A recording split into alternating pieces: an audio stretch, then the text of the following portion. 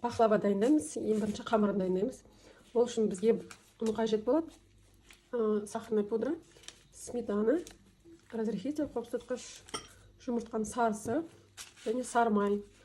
Қазір ұн мен сары майды біріктіреміз. Үкіштен өткізіп алсаңыздар да болады. Ұн мен сары майды біріктіріп аламыз. Комбайнмен жұмыс істеген міндетті емес. Барлық процесті қолмен жасасаңыздар да болады. Енді ұн мен май біріккеннен кейін қоқсытқыш, қант ұнтағып, сахарный пудраны алып, барлығын жақсылап араластырып аламыз. Содан кейін жұмыртқаның сарысы және қаймақты салып, қамыр илейміз.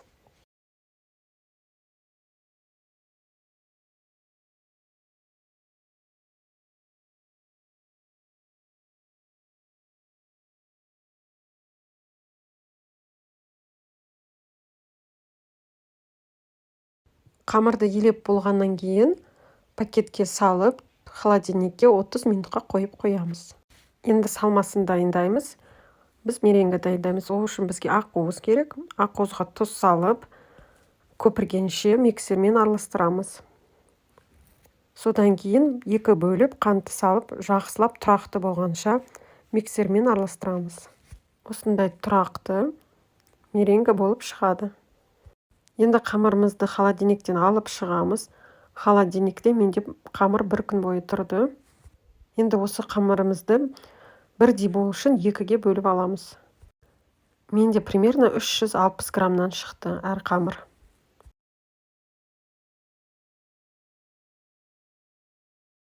Енді қамырымызды 4 бұрышты қылып, жұп-жұқа қылып жаямыз. Қамыр жабыса бастаса, оны сеуіп жаямыз.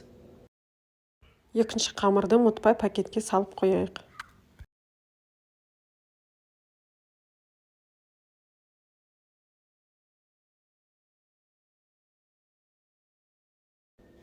Қамырдың үстіне меренгіні жағамыз. Меренгіні алдын ала екіге бөліп аламыз. Қамырдың үстіне жайып шығамыз. Меренгіні жағып болғаннан кейін үстіне мейізбен жаңғақты себеміз.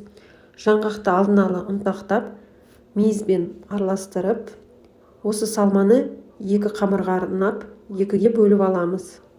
Содан кейін меренгінің үстіне сеуіп шығамыз. Енді шетінен бастап қамырды орап шығамыз. Рулет сияқты домалақ қып домаламаймыз. Кішкене жалпитып үстінен басып шығамыз. Сонда кескенге бізге ыңғайлы болады. Мұқият видеоны қарап, барлық іс-әрекетті видеодағыдай істеңіздер, қолдарыңыз жаттыққанша. Осындай тәттілерді бірінші рет жасап тұрсаңыздар, асықпаңыздар.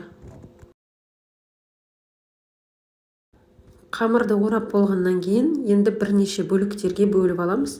Сантиметрмен өлшеп шықсаңыздар да болады, бәрі біркелкі болу үшін.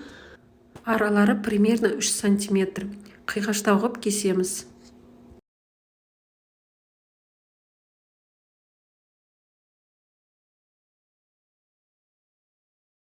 Барлық процесті тура осылай екінші қамырмен де жасаймыз.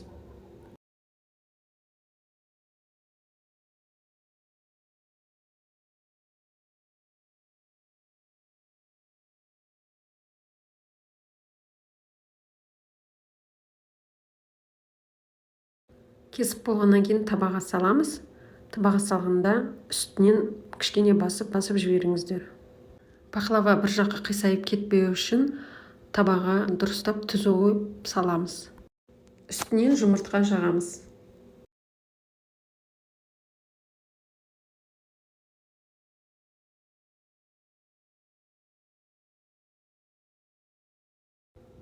Пеште 180 градуста 20-30 минут пісіреміз. Пахлава пісіп шыққаннан кейін ыстық кезінде үстіне бал жағып шығамыз. Үстінен фисташка ұнтағын, фисташковый муканы сеуіп шықсаңыздар болады. Немесе чайные розы, соны да сепсеңіздер болады.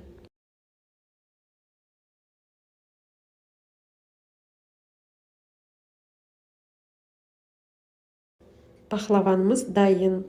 Енді әр пахлаваны қағаз капсуласына салып шықсаңыздар болады. Бұл міндетті емес. Екінші қамырмен де дәл осы процесті қайталап шығамыз.